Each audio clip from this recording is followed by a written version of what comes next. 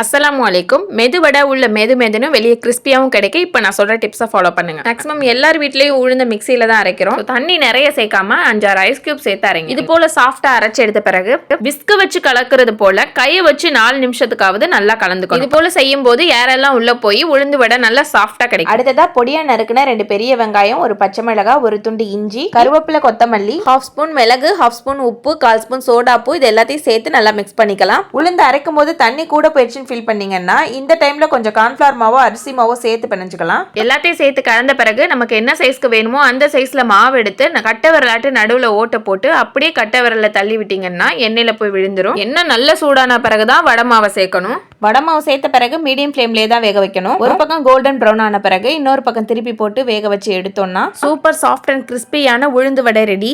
நீங்களும் ட்ரை பண்ணிட்டு எப்படி இருந்ததுன்னு கமெண்ட் பண்ணுங்க. ஃபர்ஸ்ட் டைம் நம்ம சேனலை பாக்குறீங்கன்னா சப்ஸ்கிரைப் பண்ணி கூடவே பெல் ஐகானை கிளிக் பண்ணிக்கோங்க.